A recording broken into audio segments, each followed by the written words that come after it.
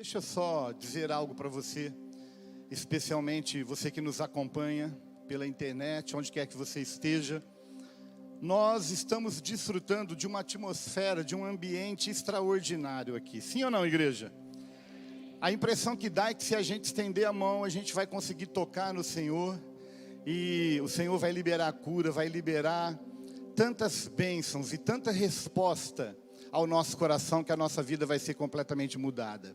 Por que eu estou falando isso? Nós somos eternamente gratos ao Senhor por todas as formas que Ele nos proporciona para chegar até você. Somos gratos a Deus pela oportunidade de estarmos presencialmente. Somos gratos a Deus pelas ondas da internet, que podem ultrapassar os limites da nossa cidade e até da nossa nação. Mas eu quero dizer para você que estar aqui, nessa casa, nesse ambiente, é a possibilidade de você desfrutar dessa atmosfera, dessa presença, dessa comunhão, dessa unidade. E eu quero desafiar você que não tem estado aqui ainda, é uma oportunidade que o Senhor está nos dando de estar juntos. Então é hora de voltar para casa, é hora de estar aqui, é hora de congregar, é hora de unir, porque na unidade o Senhor libera vida e bênção para sempre. Eu espero vê-lo aqui, toda a igreja, e eu tenho certeza que esse vai ser o melhor ano da nossa vida até então. Eu tenho ouvido falar, esse é o melhor ano da sua vida, até então, porque o ano que vem vai ser melhor que esse. Eu creio, e eu quero então estender essa palavra a cada um que nos acompanha. Agora sim, eu quero compartilhar com você da palavra de Deus. Eu gostaria de lembrá-lo que um pouquinho antes de Jacó morrer, Jacó chama os seus filhos e libera uma bênção para cada um deles, especialmente para José. Existe uma bênção que está registrada lá no versículo 22 até o 26 do capítulo 49 de Gênesis. Nós temos estudado exaustivamente nos últimos meses o livro do nosso pastor, o pastor Danilo, que aliás eu quero dizer para você que se você ainda não leu, se você ainda não se expôs a esse material, você está perdendo uma grande preciosidade, uma joia, algo que tem realmente norteado a nossa vida. Nós temos mergulhado na vida de José, e eu quero falar também sobre a vida de José, e eu tenho certeza que o Senhor vai ampliar ainda mais o nosso entendimento acerca da vida desse homem. Mas um pouquinho antes então de Jacó morrer, Jacó libera uma bênção para José. E se você quiser ter o entendimento dessa bênção, você pode ler o livro, você pode ler o capítulo 49 de Gênesis, do versículo 22 ao versículo 26. Mas um pouquinho antes de Moisés morrer, Moisés libera a confirmação da bênção que Jacó havia dado para José. E é como se a gente tivesse a capacidade de ter uma imagem do antes e do depois. Jacó libera a bênção para José. Moisés, muito tempo depois, confirma a bênção. Josué, depois, confirma também essa mesma bênção sobre a casa de José.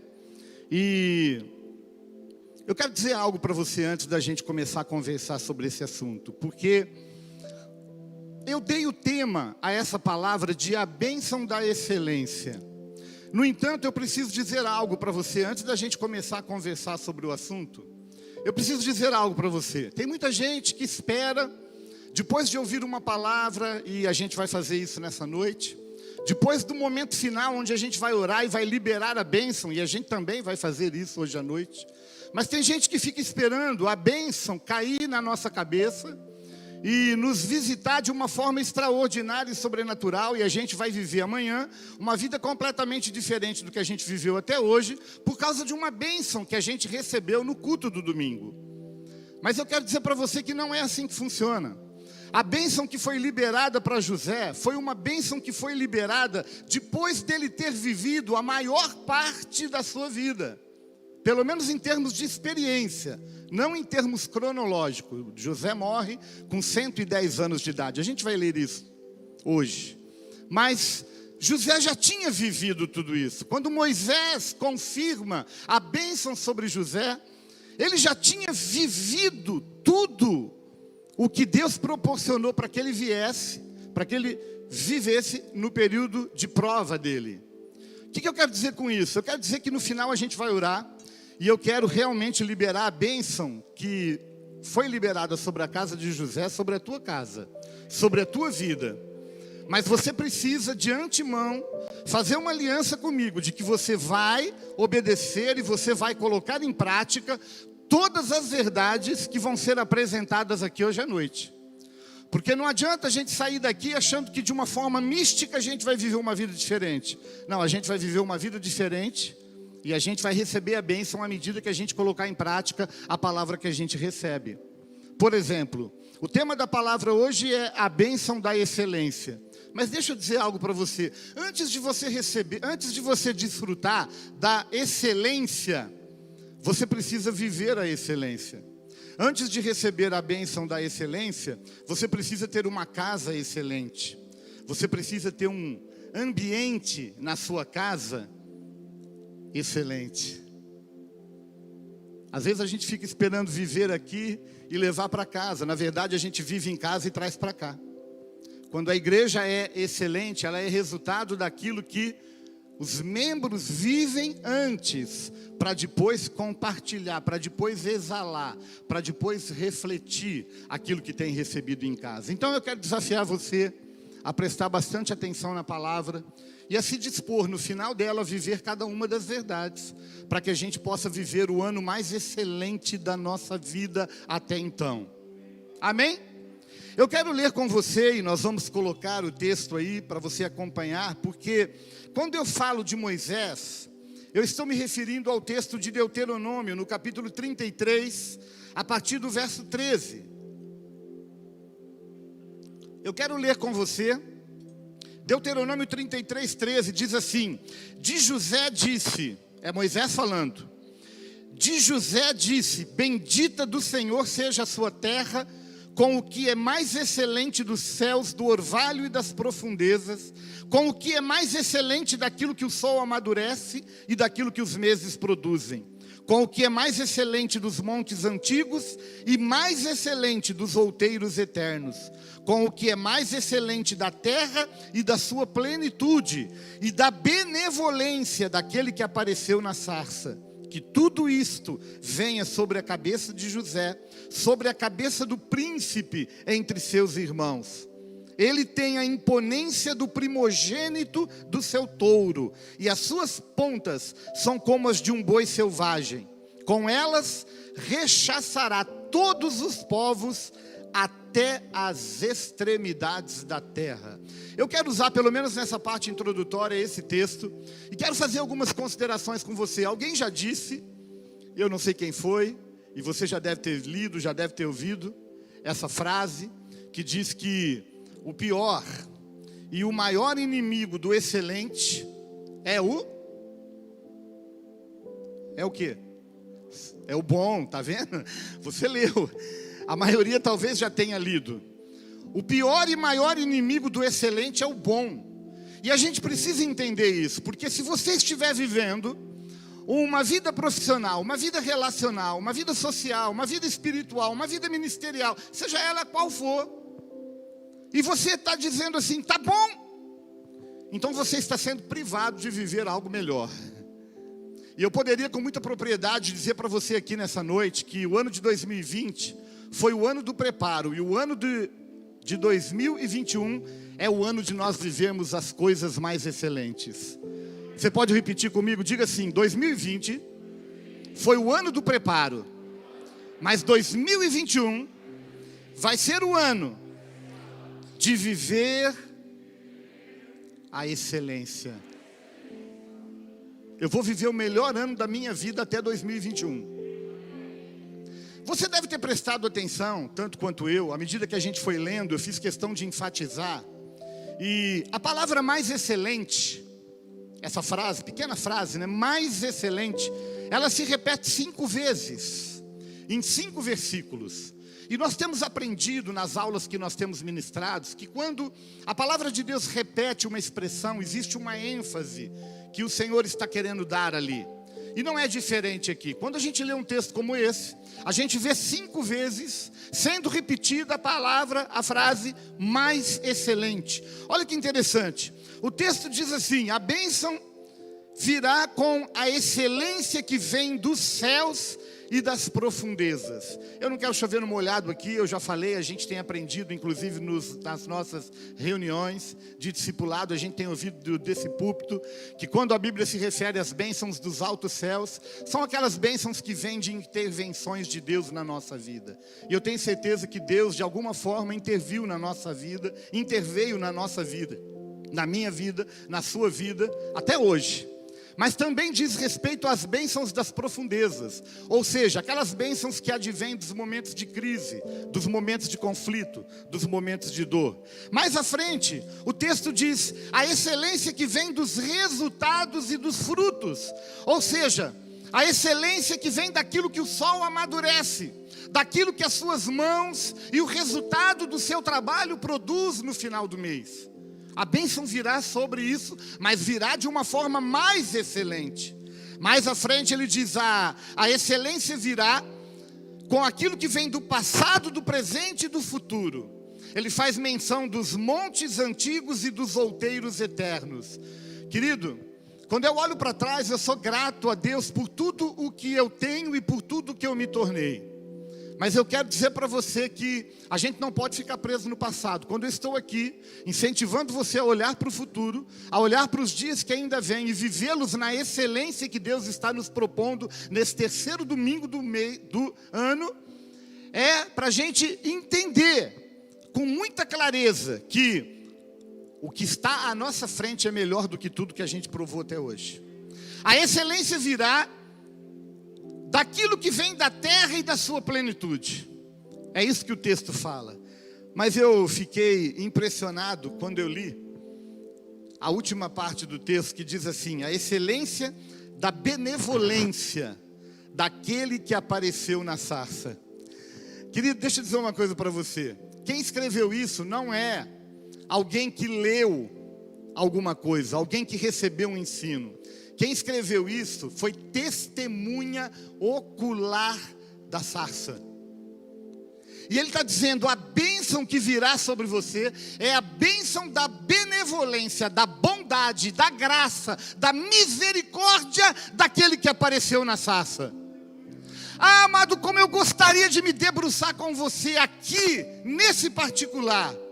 Mas eu quero passar como tarefa de casa, porque a tanta riqueza em Êxodo capítulo 3, que envolve exatamente o chamado de Moisés, e o momento em que aquele que apareceu na sarça fala com ele, do meio de um espinheiro, do meio de uma planta, do meio de uma chama, Deus fala, Deus chama, Deus comissiona, Deus empodera. Ah, eu gostaria muito, mas não é o meu propósito de me debruçar aqui sobre isso. Por isso eu coloco na sua mão, estude Êxodo capítulo 3, porque há muita riqueza que a gente pode tirar desse texto aqui. Antes da gente seguir, deixa eu falar uma coisa para você. Para que haja resultados mais excelentes na nossa vida, é preciso haver ações mais excelentes da nossa parte. Não se esqueça disso. A gente fica esperando o resultado mais excelente, mas Deus está esperando de mim e de você a excelência. Então, para que haja uma colheita mais excelente esse ano na nossa vida, nós precisamos de fazer uma semeadura mais excelente. Porque aquilo que o homem planta, isso ele colhe. Se ele planta pouco, ele colhe pouco. Se ele planta muito, ele colhe muito. Essa é a lei da semeadura, essa é a lei que a palavra de Deus estabelece. Deixa eu chamar a sua atenção, a gente vai colocar aqui também, para você ver, o último versículo que eu fiz questão de ler com você nessa parte introdutória. A gente só está na parte introdutória da palavra, tá bom? A gente só está preparando para a gente ouvir o que Deus quer dizer para a gente. Então, olhe comigo para o último versículo que a gente leu aqui. Diz assim, olha, ele tem, olha que interessante, deixa eu ir lendo e dando uma pausa aqui para você. A Bíblia diz assim, ele tem, ele não teve, ou ele não terá, mas ele tem o quê? Ele tem a imponência do primogênito do seu touro, e as suas pontas são não foram, não serão, elas são hoje. Para que a bênção da excelência venha sobre mim e sobre você, nós precisamos entender que nós precisamos ter a imponência do primogênito e nós precisamos ter as pontas como as de um boi selvagem. Com elas rechaçará todos os povos até as extremidades da terra. Tem algumas palavras que a gente lê e a gente não entende muito, então deixa eu clarear um pouquinho para você. Rechaçar significa empurrar. Isso significa que a igreja vitoriosa do Senhor Jesus Cristo, aquela que a própria palavra diz, as portas do inferno não prevalecerão contra ela, essa igreja, ela vai empurrar os seus inimigos até as extremidades da terra. E eu devo confessar para você que por um minuto eu fui tentado a achar que a terra é plana. Obviamente que tem um tom irônico no que eu estou falando, é bom a gente salientar isso, né? Senão vai ter gente achando que eu estou dizendo que a terra é plana. Mas eu fui tentado, sabe por quê? Porque eu procurei pintar na minha mente essa imagem. Eu joguei na minha mente, né, o mapa mundi em cima de uma mesa. E eu fiquei pensando, a igreja, os inimigos em volta, e essa igreja marchando, empurrando. Meu amado, você precisa nessa noite ter uma mudança na sua visão acerca da igreja de Jesus Cristo. Ela não é uma igreja que o inimigo está empurrando, oprimindo. Não, é a igreja que está oprimindo o inferno. A igreja está marchando, a igreja está conquistando, a igreja está empurrando. Ah, meu amado, e eu fiquei vendo assim, empurrando até as extremidades da terra. A gente sabe que a terra não é plana, mas se ela fosse plana, seria muito legal, nesse sentido, de que vai empurrando, e chega num ponto da terra que não tem mais para onde ir. Aí o que tem? Vai cair, porque a igreja do Senhor Jesus Cristo é uma igreja triunfante e uma igreja vitoriosa. Sabe, querido, eu gostaria de me debruçar com você também em cima desse versículo. Porque para mim, quando a Bíblia fala de imponência do primogênito do touro, e quando fala das pontas do boi selvagem, que rechaça, que empurra, para mim a Bíblia está falando de 3 qualidades e 3 verdades que nós precisamos entender e que diz respeito à nossa vida.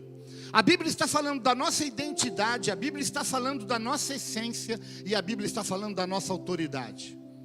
Outra lição de casa aqui, outra palavra praticamente quase pronta que eu estou colocando na sua mão, uma palavra de 3 pontos. Aqui, nesse texto, a palavra de Deus está falando da identidade, da essência e da autoridade do Filho de Deus. Diga, eu sou filho de Deus, eu sou filho do Rei.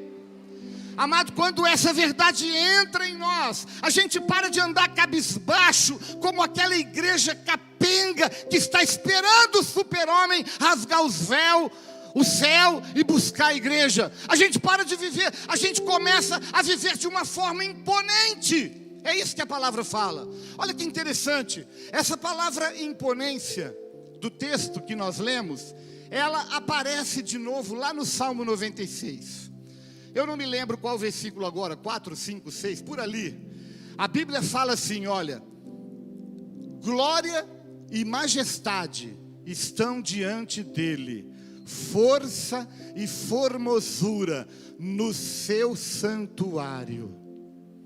Amado, esse ambiente está cheio da glória e da majestade, da força e do poder. Estão no santuário. E você precisa se portar dessa forma. Eu não estou falando de se portar com orgulho, como muita gente tem se portado. Muita gente tem distorcido princípios da palavra, e como filho do rei, tem mandado o rei fazer as coisas. Ó, Deus faz isso, Ó, Deus cura, Deus intervém, Deus abre a porta, Deus faz, como se Deus fosse o nosso servo. Não. Quando eu falo de imponência, eu falo de uma postura ereta que você e eu precisamos ter diante do mundo para refletir a bênção da excelência. O povo de Deus é o povo mais excelente, o povo de Deus é o povo mais imponente, mais bonito da face da terra. É isso que a palavra de Deus está dizendo. E eu e você precisamos viver essa verdade. Deixa eu chamar a sua atenção para um outro texto. Vou fazer uma comparação aqui. Porque eu comecei essa palavra fazendo menção da bênção que Jacó deu para José e da confirmação que Moisés deu para a mesma casa de José. Vamos ver dois textos. Capítulo 49 de Gênesis, no versículo 22. O texto está aí. Ele diz assim, olha: José é um ramo frutífero junto à fonte. Seus galhos se estendem sobre o muro. A caixa alta, a letra maiúscula é minha, não está na Bíblia. Eu estou colocando aí para você prestar atenção nessa palavra, muro. Tem algo que Deus quer falar conosco aí. Um outro texto é o texto de Deuteronômio 33:17, que a gente leu. Ele tem a imponência do primogênito do seu touro. E mais à frente, ele usa, né? E as suas pontas são como as de um boi selvagem, com elas rechaçará todos os povos até as extremidades da terra. Deixa eu chamar a sua atenção para um detalhe, que quando você olha para o texto em português, você não percebe. Essa palavra muro, e eu fiz questão de colocar em caixa alta, e no outro texto, embora eu tenha colocado, não apareceu aí em caixa alta, mas eu queria que você prestasse atenção na palavra touro e na palavra boi selvagem, de Deuteronômio. Por que eu estou falando isso? Porque a palavra usada em Gênesis para muro e a palavra usada em Deuteronômio para touro e para boi selvagem é a mesma palavra. Eu estou me referindo à língua original hebraica. A palavra usada nos dois textos é a mesma. E aí você me perguntaria, por que então num texto foi traduzido por muro e no outro foi traduzido por touro ou por boi selvagem? É porque existe uma peculiaridade que diz respeito tanto ao muro quanto ao boi selvagem, que é exatamente a lição que o Senhor quer que a gente entenda. E que peculiaridade que é essa? A capacidade de romper limites. Você pode repetir comigo? Diga: a capacidade de romper limites. O muro, ele tem uma capacidade de romper limites extraordinária. Eu estava falando, inclusive, na reunião de hoje de manhã, que eu fui fazer uma pesquisa também. Eu não entendo muito do assunto, mas é aquela dúvida que às vezes surge, né? Quando você colocar muro e limite, fazendo uma pesquisa lá na net, você vai ver uma imagem, por exemplo, de uma bananeira que está plantada num terreno, mas o cacho de banana está no terreno do vizinho. Por que acontece isso? Porque a planta, ela não respeita limite. Ela não olha para o muro e fala assim, bom, do lado de lá eu não posso passar, então eu tenho que parar. Não, ela continua avançando, ela continua empurrando, e ela vai até lá. Eu cheguei até o ponto de pesquisar, você acredita? Porque uma dúvida que eu tinha era de quem que é o cacho de banana. Eu não sei se você tem tanto quanto eu essa dúvida.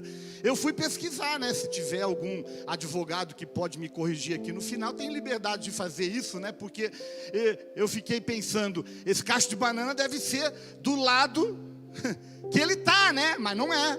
Pelo menos até onde eu estudei, o cacho de banana pertence ao dono da árvore que deu aquele cacho de banana, independente de estar do lado do terreno do vizinho. Mas aí tem um detalhe na lei que diz assim, a menos que ele caia no terreno, aí ele é seu. Agora entenda bem, é caia, não é derruba, viu? Porque tem gente que fala, bom, se cair aqui é meu, então eu vou lá e corto ele. Pronto, não é, ele tem que cair naturalmente. Eu estou brincando aqui, mas eu estou tentando plantar no seu coração essa lição de transpor limites. Porque quando a gente olha para o boi selvagem, é a mesma coisa, querido. O boi selvagem, ele não respeita limite. Você pode até colocar uma cerca. Hoje criou uma tal de cerca elétrica, que aliás, cá entre nós, eu acho que devia ter algumas cercas elétricas na igreja, porque tem muita gente querendo pular cerca, e aí a hora que for pular, leva um choque e volta. Não faz isso.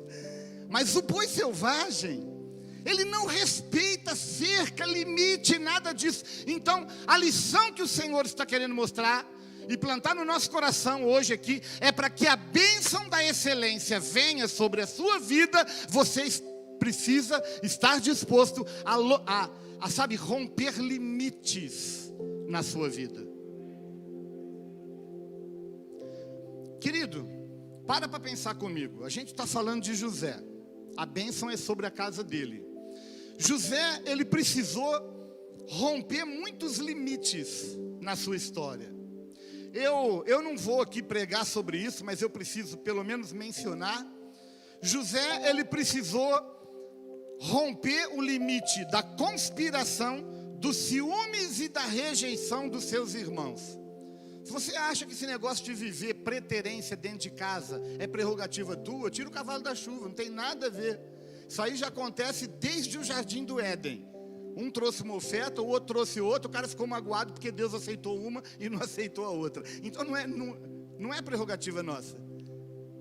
Então assim, você precisa, se tem algo que te perturba, no que diz respeito à preterência, a conspirações, a ciúmes e a rejeição, seja de familiares ou não familiares, você precisa romper. Porque se você não romper, a bênção da excelência nunca vai atingir a tua vida. José venceu a escravidão, José venceu a prisão.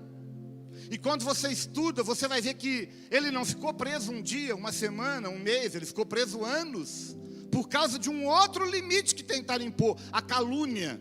E eu não sei se é uma questão temperamental, mas eu fico pensando, uma das piores coisas da vida de uma pessoa é a calúnia, a injustiça. É você falar que eu fiz uma coisa que eu não fiz. Essa é a pior coisa que tem. E José estava preso por causa de uma calúnia, porque uma mulher adúltera colocou nele uma culpa que na verdade era dela, não dele, e ele estava ali pagando.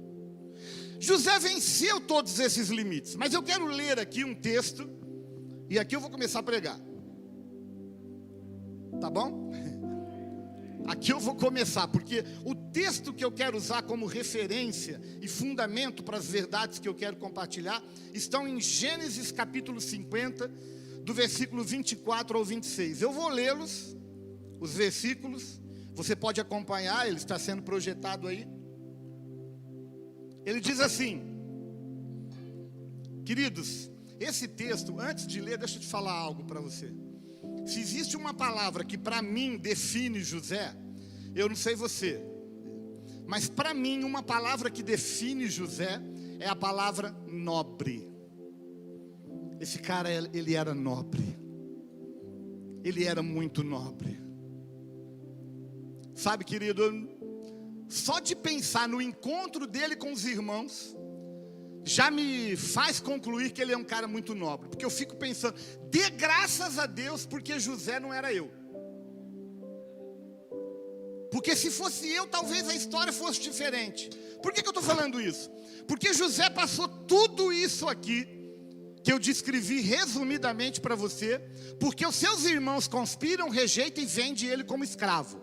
E você conhece a história tanto quanto eu. Ele se torna o segundo do Egito, a autoridade máxima, e até que os seus irmãos vêm buscar comida em José, e eles não reconhecem José.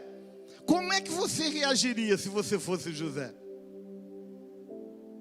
Deixa eu expressar com todo respeito a minha carnalidade. Porque se eu sou José, a hora que os irmãos vêm pedir comida para mim, eles não me reconheceram, eu só ia bater o pezinho assim e falar, agora chegou a minha vez. Eu ia botar até a Ludmilla, chegou a minha vez, a minha hora, né? Vou botar, os mais antigos sabem que música é essa, os mais novos não tem nem ideia. chegou a minha vez, chegou a minha hora, agora vocês vão ver só. Mas sabe o que José faz? José diz assim: não foram vocês que me venderam, foi o Senhor que me mandou na frente de vocês. Fala a verdade, esse cara é muito nobre. Esse José é muito nobre. Então, queridos, eu quero juntamente com você me inspirar nesse José, porque hoje tem muita gente na igreja que fica patinando e fica sofrendo, porque está magoado pelo jeito que falou, pela rejeição. Estão conspirando contra mim, estão me rejeitando. Meu amado, José passou por tudo isso, Jesus passou por tudo isso. Não é o servo maior que o seu Senhor. Você também vai passar, mas você precisa resistir a tudo isso. Deixa eu falar uma coisa para você. Ninguém melhor do que José viveu a bênção da excelência. Agora deixa eu dizer duas coisas para você. Primeiro, se ele viveu, você também pode viver. Porque José era um homem como você e eu. As suas atitudes fizeram dele um nobre. Ele não nasceu nobre. A segunda coisa é que, quando eu olho para esse texto, que eu ainda vou ler, eu nem li, né? Esse texto que eu vou ler, para mim, traz 5 verdades, 5 lições que eu quero plantar no seu coração. Se você quer romper em 2021, você precisa entender essas 5 verdades. Deixa eu ler o texto. Gênesis 50, 24 a 26. Disse José a seus irmãos: eu morro, porém Deus certamente vos visitará e vos fará subir dessa terra para a terra que jurou dar a Abraão, a Isaque e a Jacó. José fez jurar os filhos de Israel, dizendo: certamente Deus vos visitará e fareis transportar os meus ossos daqui. Morreu José da idade de 110 anos, embalsamaram-no e o puseram num caixão no Egito. Amado, eu quero olhar para esse texto com você, e nos próximos 17 minutos que eu ainda tenho, eu quero plantar, você viu meu desespero já, né? 17. Eu quero plantar no seu coração 5 respostas, 5 verdades que podem nos fazer romper. Primeira delas: para romper limites, você precisa reconhecer limites. Para romper limites, você precisa reconhecer limites. Enquanto eu estava preparando essa palavra, eu fiquei impactado com algo que Deus colocou no meu coração. A forma como José começa a frase. Ele começa dizendo assim: olha, eu morro. Deixa eu falar uma coisa para você. Parece impressionante como cada mais o tempo passa, quanto mais o tempo passa, mais vai surgindo crente, não nessa igreja, graças a Deus, mas surge, a gente encontra crente que não sabe que tem prazo de validade. Você sabia que você tem prazo de validade? Gente, eu não ouvi um amém. A gente não gosta de falar disso, né? Ninguém gosta de falar que vai morrer, mas eu sinto dizer: mas você vai morrer. Você vai morrer, querido. Um dia, aquele povo que conhecia Jesus, quando Jesus estava vivo aqui como ser humano aqui na terra, né? Eles estavam perplexos porque eles estavam dizendo para Jesus assim: Jesus, uma torre caiu, a torre de Siloé, isso está nos evangelhos. A torre caiu, morreu 14 pessoas. Eles eram mais pecadores porque eles sofreram isso? Jesus fala assim: vocês estão preocupados porque 14 morreram? Deixa eu falar uma coisa para vocês: todo mundo vai morrer. O problema não é morrer, o problema é como você vai morrer. Você está preparado para viver uma eternidade sem Deus ou com Deus? O que pesa é isso, não é o fato de que vai morrer. José fala assim: eu morro. Sabe por que ele está falando isso? Porque ele tem consciência que ele tem prazo de validade, querido. Você nasceu e você vai morrer. Agora eu preciso viver a minha vida como o apóstolo Paulo nos ensina. Ele diz assim: olha, quer vivamos, quer morramos, somos do Senhor. Você tem que viver dessa forma. Porque a hora que você morrer, você vai morrer para essa terra, mas você vai nascer para uma vida eterna. E você tem que entender isso, você vai morrer. Eu fico perplexo de ver gente na nossa época se dando o direito, ou achando que tem o direito de, como cristão, ele não pode sofrer, ele não pode adoecer, ele não pode chorar, não pode, porque eu, como filho do rei, eu não posso sofrer, eu não posso morrer, eu não posso, não, eu vou ser arrebatado. Paulo também falou isso. Nós, os vivos, os que ficarmos, seremos arrebatados. E já passou 2000 anos. Então, se você é um daqueles que fica achando que porque você serve a Deus, você não sofre, você não chora, você não adoece, eu não sei quem lhe pregou o evangelho, ou se você entendeu errado, mas isso está tudo errado, querido.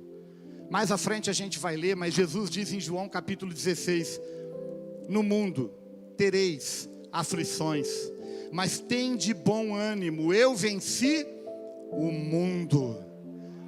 Amado, você já sabe o final da história, você já sabe como vai ser o último dia, ele vai ser triunfante, ele vai ser glorioso. A gente cantou aqui, ele vem saltando pelos montes de Jerusalém. A primeira verdade que eu tenho que entender é: eu tenho prazo de validade, eu vou morrer. Sabe? E se você acha que é prerrogativa tua também, achar que crente não pode sofrer, Marta e Maria também pensavam assim. Você deve lembrar tanto quanto eu, Lázaro morre. Quando Jesus vem para Betânia, Marta é a primeira que sai ao encontro de Jesus, e ela diz uma coisa para Jesus, ela fala assim: se tu estivesse aqui, não teria morrido meu irmão. Mas assim, por que não teria morrido? Quem é que vê Lázaro até hoje na rua aí andando? Não vê, ele morreu. Quem foi que disse que porque você segue Jesus, você não vai morrer? Ué? Aí, a outra, quando chega, Maria, ela diz a mesma coisa: se o Senhor estivesse aqui, ele não teria morrido. Mas Jesus queria que a gente entendesse uma verdade que vai além. Ele disse assim: Marta, Maria, aquele que crê em mim, ainda que esteja morto, viverá. A gente limita a nossa vida nessa terra, nesse mundo, nessa existência, mas Jesus está apontando para a eternidade, e Ele está dizendo: eu paguei o preço para que você pudesse viver uma eternidade comigo. A primeira verdade é essa: você quer romper limite? Reconheça limite. É a primeira verdade. A segunda verdade que eu quero plantar no seu coração é que para romper limite, você precisa crer que o melhor de Deus ainda virá.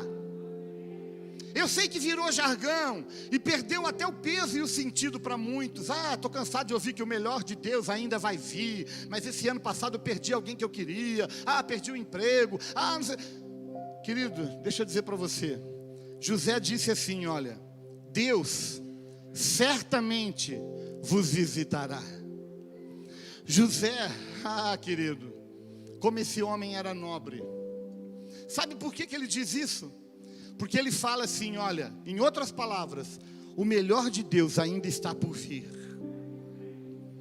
Deus deu uma palavra, ele tanto crê nisso, que ele fala assim, olha, o dia que chegar, vocês vão tirar os meus ossos daqui e vão levar para a terra prometida. Sabe por que ele fala isso? Porque ele cria na promessa, ele cria na palavra, ele cria que dias melhores ainda viriam. E olha, para pensar comigo, ele não os viveria.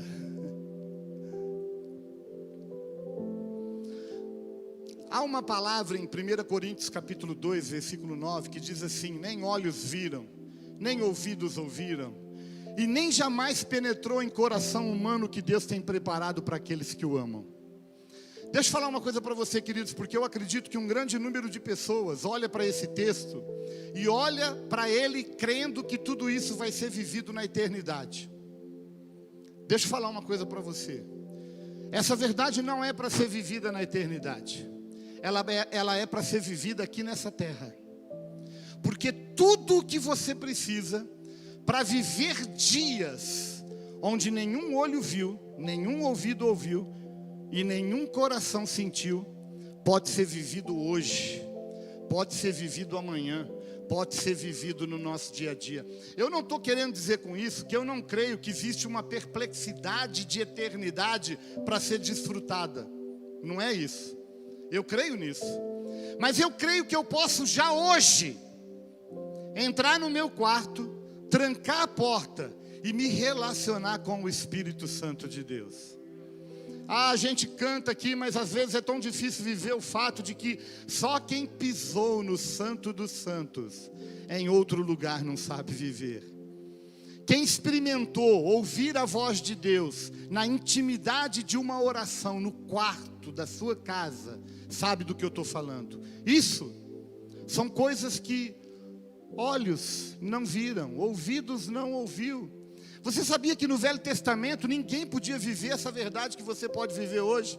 A gente olha para os heróis da Bíblia que estão lá em Hebreus capítulo 11, e muitos deles, nenhum deles podia entrar no quarto e se relacionar com o Espírito Santo, porque o Espírito Santo não tinha vindo ainda. Ele só veio quando Jesus subiu. Então você hoje é mais privilegiado do que Jeremias, Isaías, Zacarias e tanto profeta. Então você pode viver hoje verdades cujos olhos não viram, ouvidos não ouviram e coração não sentiu. Só que veja bem, você precisa, querido, eu não estou aqui tentando animar o auditório no sentido de dizer que você vai viver o melhor ano da sua vida. Você precisa crer nisso. Você precisa olhar para os dias vindouros. Você precisa olhar para os meses que ainda virão e crer que na sua vida e na sua história o melhor de Deus ainda virá. Existe uma terceira verdade que eu preciso plantar no seu coração.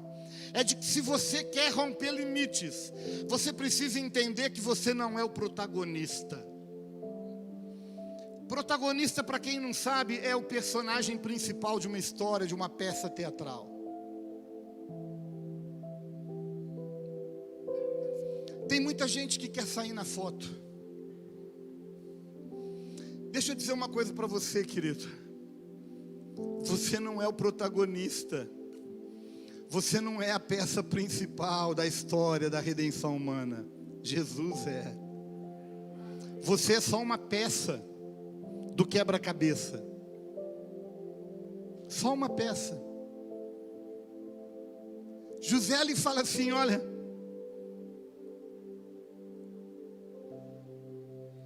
Deus fará além de mim. Querido, o que Deus fez na história de Israel,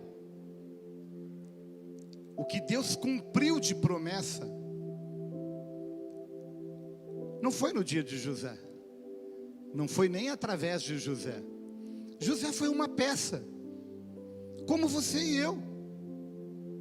E a hora que essa peça já cumpriu o seu propósito, pronto, chegou o seu número de senha e você vai ser chamado, porque você vai dar licença para outro.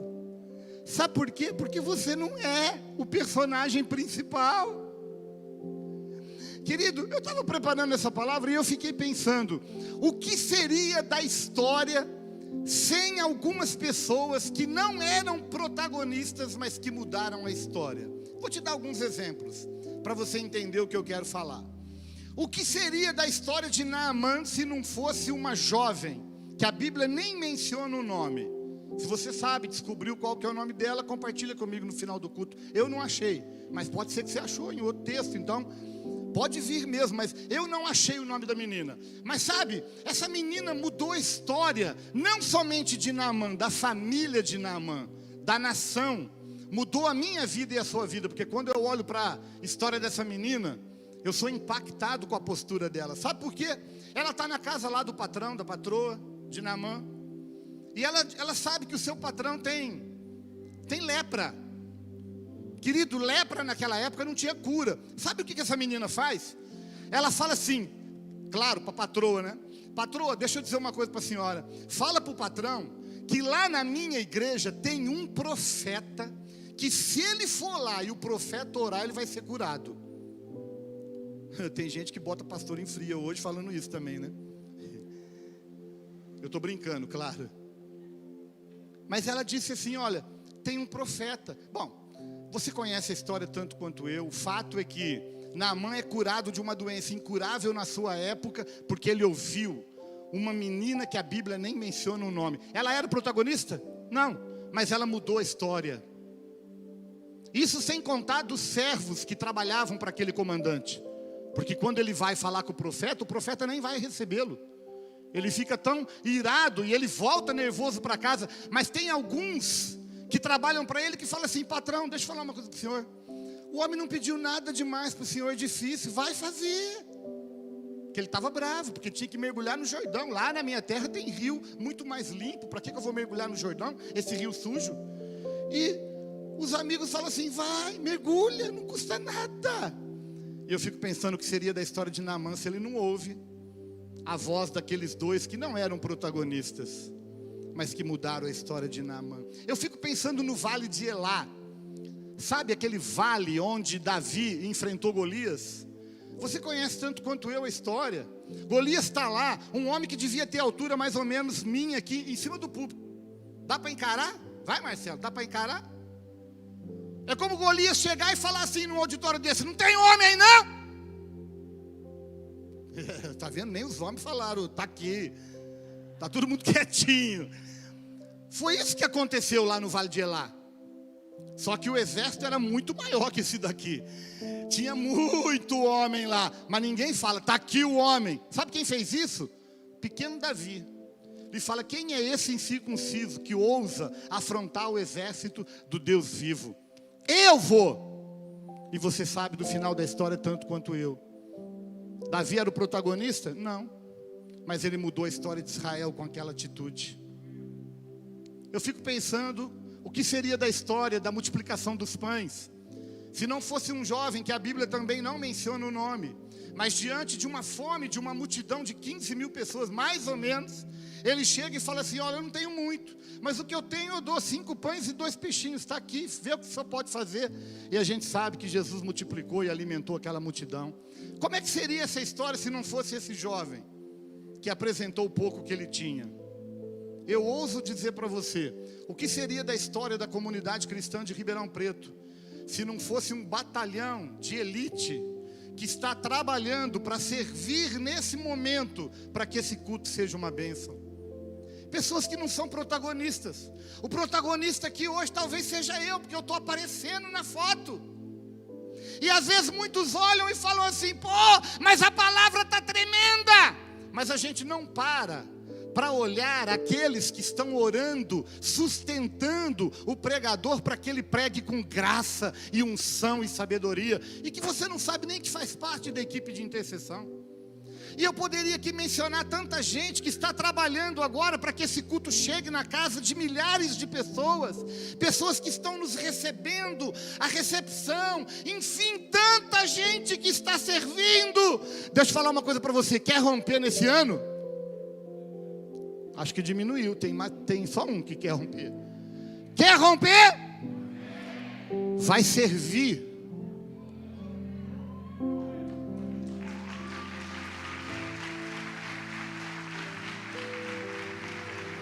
Quer romper, vai servir. Deus está buscando gente que está disposto a ser o segundo, não o primeiro. Quarta verdade, que o meu tempo já foi. De antemão eu já peço perdão por ter ultrapassado o tempo. Quarta verdade, para romper limites, eu preciso crer na promessa. Se você quer romper limite, você tem que crer na promessa. José, ele diz assim: Deus jurou dar essa terra para Abraão, Isaque e Jacó. Amado, o elemento mais importante para provar o coração de um ser humano é o tempo. É o tempo. E José diz assim: olha, Deus jurou, Ele vai dar essa terra. Eu não sei quando vai ser. Deixa eu falar uma coisa para você. José disse assim: olha, Deus prometeu para o meu bisavô, não aconteceu. Deus prometeu para o meu avô, não aconteceu. Deus prometeu para o meu pai, não aconteceu. Deus prometeu para mim, não aconteceu. Mas vai acontecer, porque Deus falou, e aquilo que Deus fala acontece. É promessa. É promessa. Ele vai fazer. Comigo ou semigo vai fazer. Estou brincando. José tinha consciência que ele já não estaria mais aqui, mas vai acontecer. Ah, querido, talvez os dias extraordinários que Deus prometeu, talvez eu não vá estar mais aqui, mas eu vou prepará-los para os meus filhos, para os meus netos, para os meus bisnetos, e eles experimentarão o cumprimento da promessa. Eu espero que seja nos meus dias, mas a despeito de ser ou não, a despeito de mim, Deus vai fazer. Sabe, querido, se a minha vida e a sua vida fosse norteada pelas promessas de Deus, eu quero lembrar você aqui algumas promessas, porque você e eu temos promessas também. Olha que interessante, Mateus capítulo 28, versículo 20: eis que estarei convosco todos os dias, até a consumação dos séculos. Meu amado, Jesus estava com você nos momentos mais difíceis de 2020. Ah, mas Deus levou alguém que eu amava. Jesus continuava com você. E Jesus continua hoje, porque todo mundo tem prazo de validade, meu querido, entenda isso. Mas Ele estava. Ainda que eu ande pelo vale da sombra da morte, eu não temerei mal algum, porque Tu estás comigo. Querido, se há uma verdade, uma promessa que mais anima o meu coração, é saber que Ele está comigo, onde quer que eu vá. 1 João capítulo 2, versículo 25: e esta é a promessa que Ele nos fez. Ele quem? Ele quem? Deus. Qual foi a promessa que Ele fez? A vida eterna. Querido, isso é uma coisa tão difícil da gente entender que a gente não entende. Eu não sei quantos de vocês, tanto quanto eu, fica pensando na vida eterna e entra numa crise. Eu entro quando eu penso na vida eterna, porque eu fico pensando assim, tudo tem fim. Não tem nada que não tem fim. Então eu fico pensando assim, legal, eu vou ressuscitar, vou viver com Cristo há 50 milhões de anos, mas vai acabar um dia. Porque na minha limitação, tudo acaba. Então, é difícil de entender a vida eterna. Mas eu quero dizer uma coisa para você: a promessa que Deus fez é de que nós temos a vida eterna.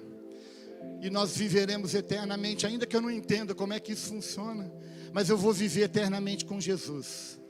E a Bíblia diz que lá naquele lugar não tem lágrima, não tem choro, não tem corona, não tem doença, não tem separação, não tem nada disso. Vai ser uma eterna alegria. Isso é promessa. Olha uma última promessa, João 16, 33. Estas coisas vos tenho dito para que tenhais paz em mim. Glória a Deus pela vacina, mas a paz não vem da vacina. Eu passei 1 ano sem vacina e passei. Por quê? Porque a graça de Deus me sustentou. Sabe qual é a paz que eu preciso? A paz que vem de Jesus, querido. Ah, se eu entender isso.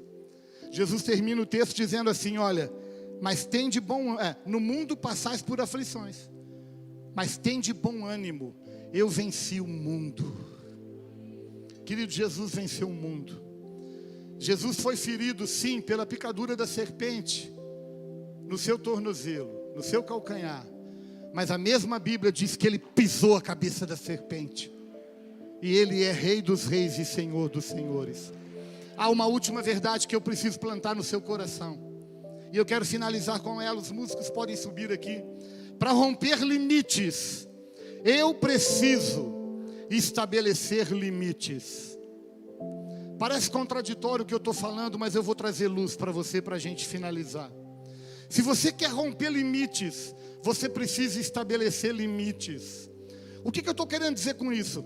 Eu estou querendo dizer que você precisa repetir comigo nessa noite. Você que está em casa também, onde quer que você esteja, repita, diga assim: o Egito não é o meu lar.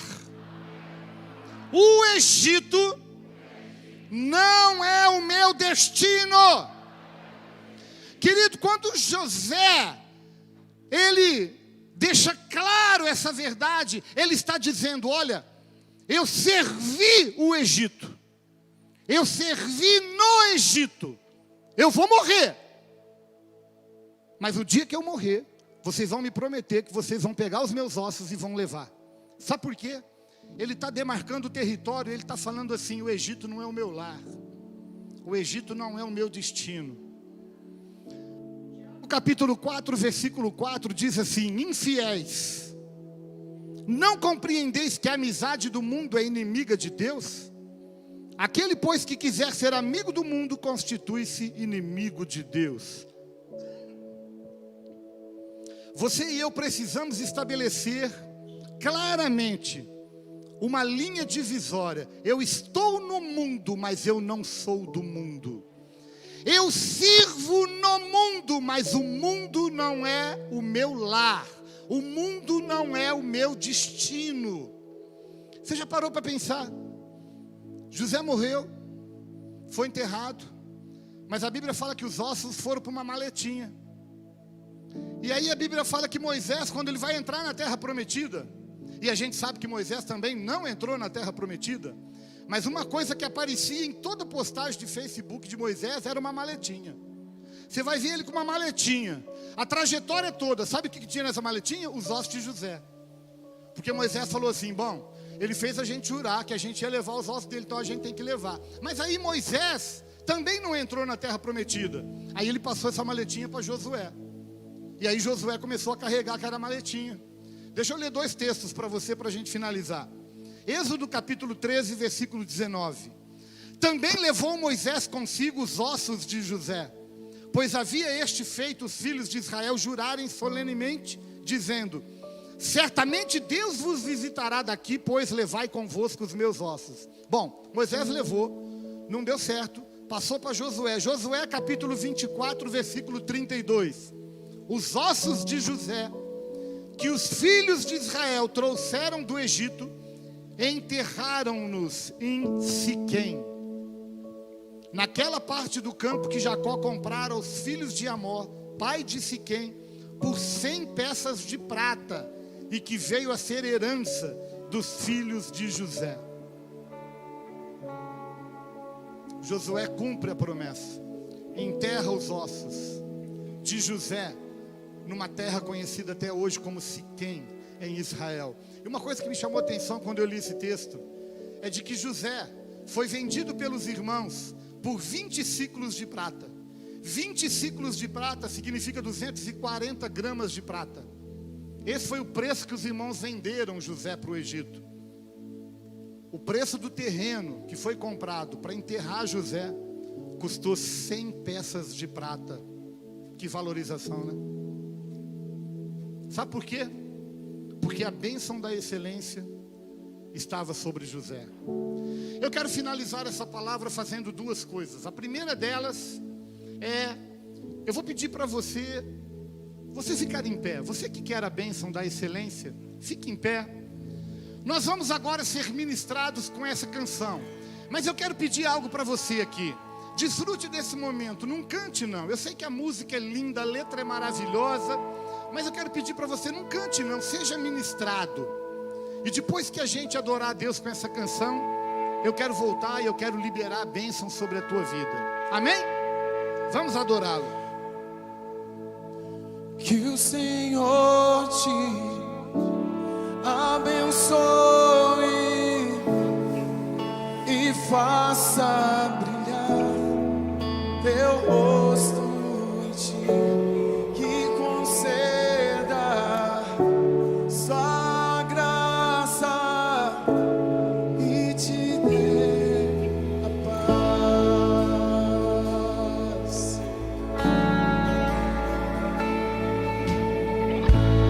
Que o Senhor te abençoe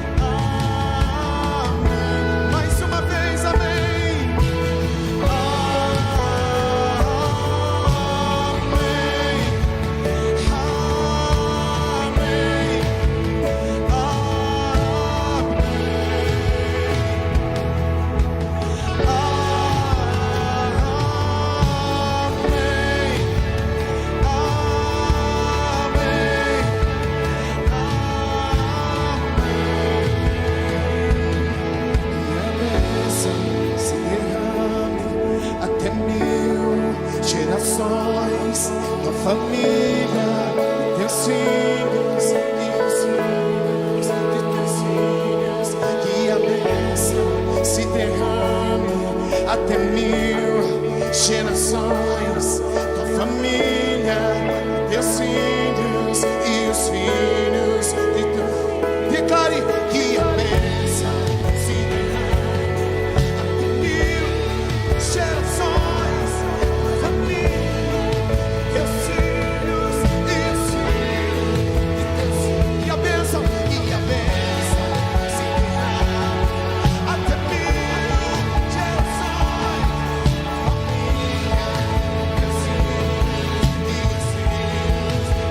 Sua presença te acompanhe, onde estás, por diante, lado, e em ti é contigo, e de dia e de noite, tua entrada e saída, teu riso e teu choro, é contigo, é contigo,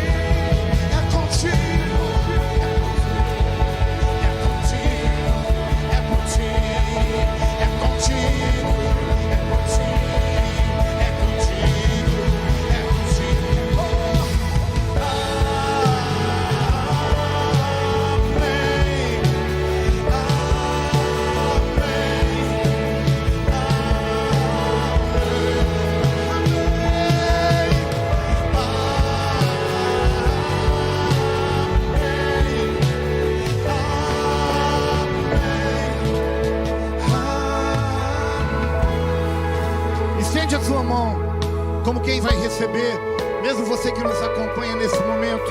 Eu quero liberar a bênção que foi liberada sobre a casa de José. Eu quero liberar sobre a sua vida, sobre a sua história, e você viverá o ano de maior excelência da tua história até hoje. Estende a tua mão, eu quero te abençoar. Bendita do Senhor seja a tua terra, com o que é mais excelente dos céus, do orvalho e das profundezas, com o que é mais excelente daquilo que o sol amadurece e daquilo que os meses produzem, com o que é mais excelente dos montes antigos e mais excelente dos outeiros eternos, com o que é mais excelente da terra e da sua plenitude, com o que é mais excelente da benevolência daquele que apareceu na sarça. Que tudo isso venha sobre cada família, cada casa, cada pessoa aqui representada. Essa é a minha oração em nome de Jesus. Amém. Sua presença te acompanha. A presença te acompanha.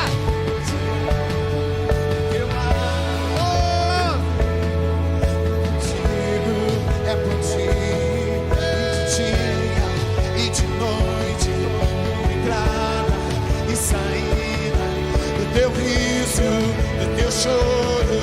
É contigo, é por ti, é contigo, é contigo, é por ti, é por ti,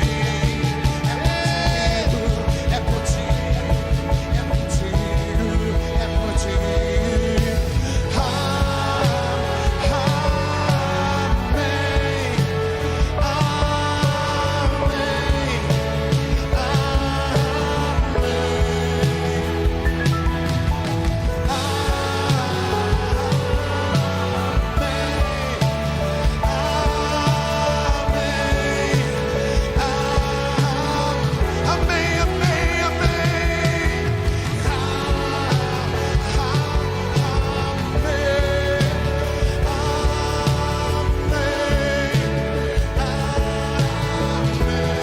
Diga isso mais uma vez, amém.